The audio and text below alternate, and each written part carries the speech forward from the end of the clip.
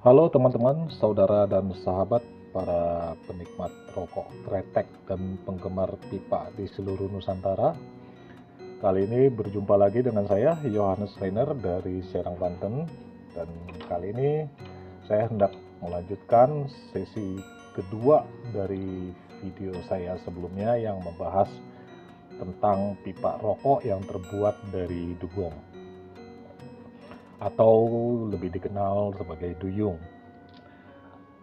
Pada sesi video sebelumnya, saya membahas bagian-bagian dari dugong yang digunakan sebagai bahan pipa rokok, yaitu taringnya, kemudian tulang rahang atau pangkal rahang, terutama di bagian mandibula, tempat di mana di situ gigi berakar, dan kemudian bagian iganya.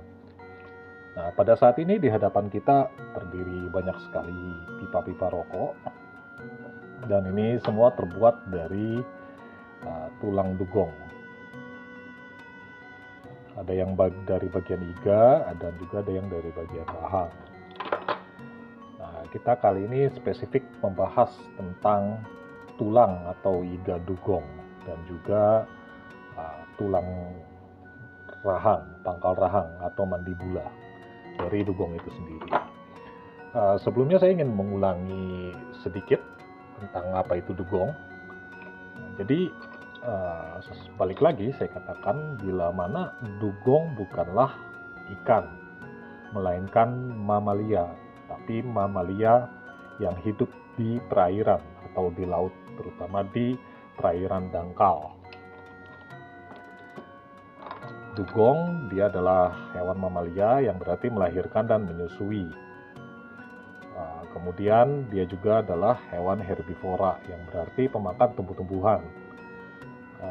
Dugong sebarannya itu sangat luas, mulai dari sisi timur pantai Afrika sana sampai ke Samudra Pasifik. Sementara pemanfaatan dugong itu ini secara historis itu sudah sangat lama. Bahkan taringnya pun digolongkan sebagai gading-gadingan. Cuman yang lebih terkenal dan lebih populer adalah gading gajah bila dibandingkan dengan taring dugong. Bahkan di kepulauan Pasifik sana, seperti di Papua Nugini atau di wilayah Hawaii, Maori sana, itu digunakan sudah ribuan tahun, dan mereka menjadikan bagian-bagian dari dugong ini sebagai benda-benda berobjek sakral. Nah, sedangkan bila kita di Asia Tenggara, sebenarnya sudah cukup lama juga menggunakan dugong ini sebagai perhiasan atau alat-alat lain. Sebelum kita mengenalnya sebagai pipa rokok, terutama dijadikan sebagai hulu keris. Taring dan tulang dugong itu bisa digunakan sebagai hulu keris. Nah, selanjutnya, kenapa tulang dugong ini dimanfaatkan semenjak lama?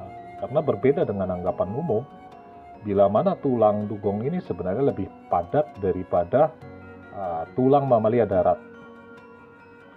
Jadi secara biologis, secara evolusioner, tulang dugong itu mengalami kepadatan sekitar 80% dari tulang mamalia darat pada umumnya.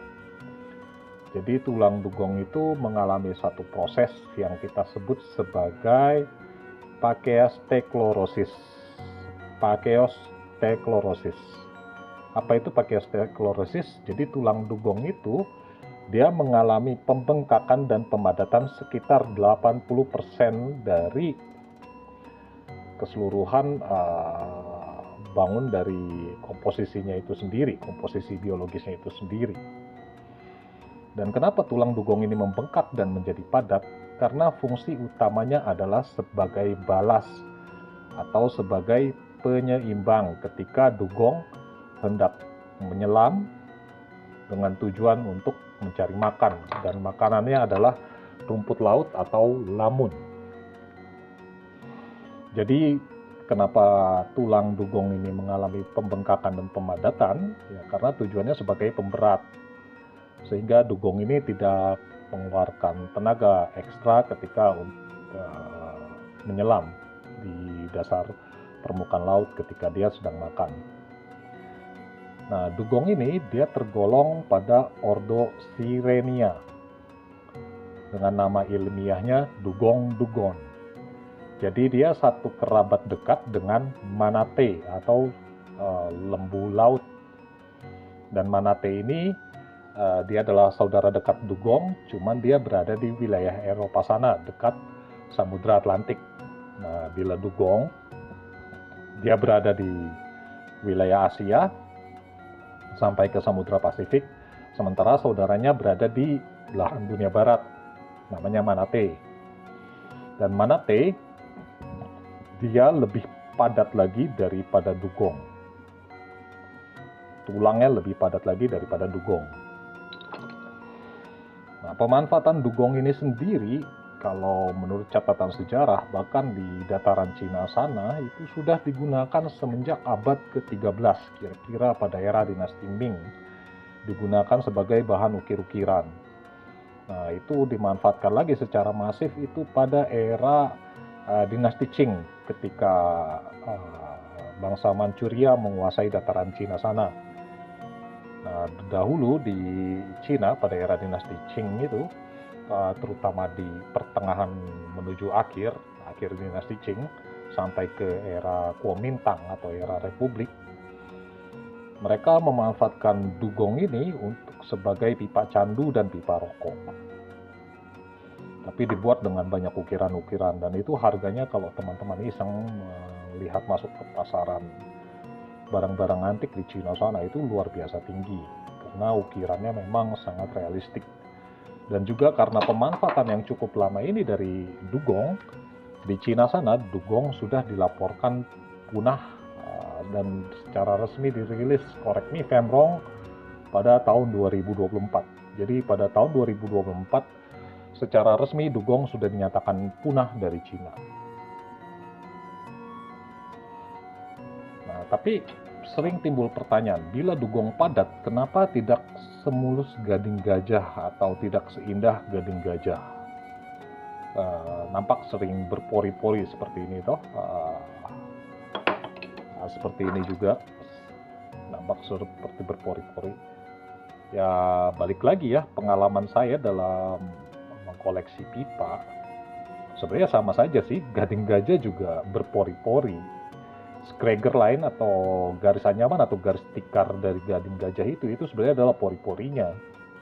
Dan seiring penggunaan waktu atau apa, kalau misalnya dia natural, gading gajahnya itu tidak dilapisi oleh lem cyanoacrylate atau lem Korea atau resin, dia sendiri sebenarnya banyak pori, cukup lumayan banyak pori, baik yang gading gajah pejantan maupun betina. Nah, demikian juga dugong. Nah, cuman dugong dia lebih berbintik-bintik dan lebih banyak ketimbang gading gajah. Nah, untuk bintik-bintiknya ini disebut kalau secara biologis sebagai bintik okula.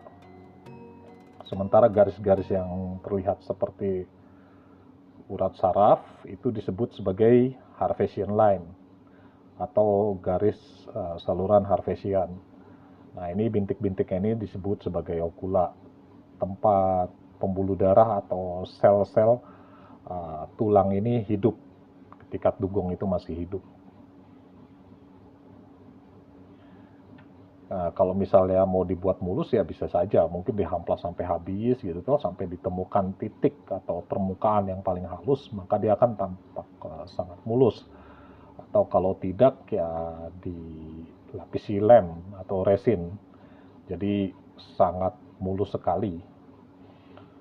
Nah, ini kan kebetulan yang saya rekam ini di video ini adalah bagian rahang, mandibula, pangkal rahang, di mana tempat pangkal gigi berada.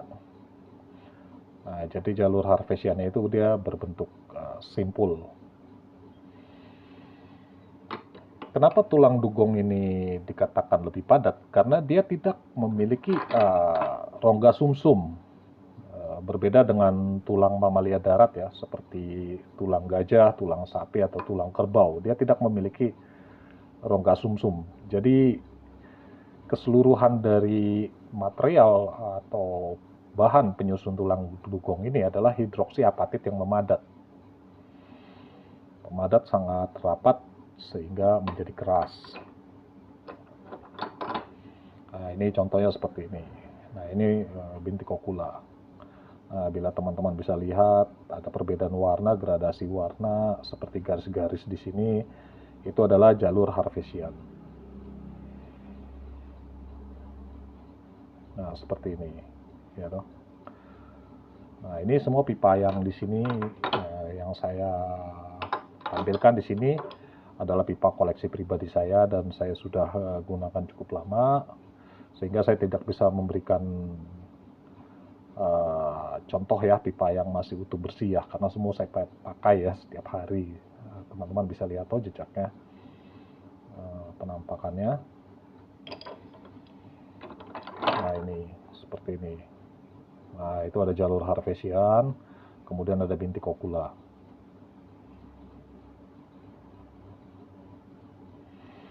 Dalam beberapa kasus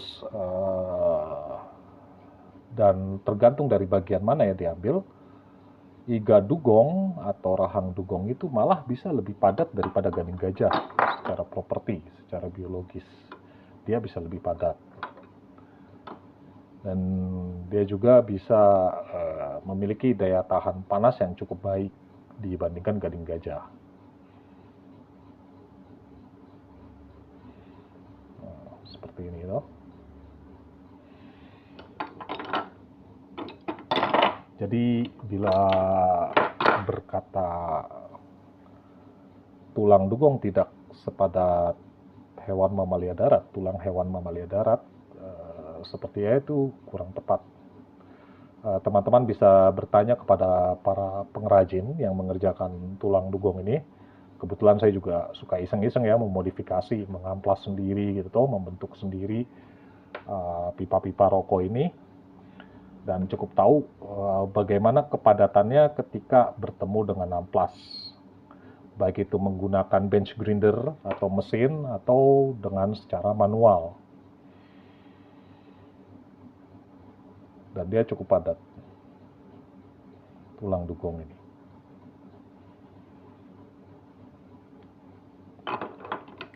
Berbeda dengan tulang sapi, dia harus terdapat rongga sumsum, kemudian pori-pori seperti sponge, jadi tidak serapat atau sepadat tulang dugong.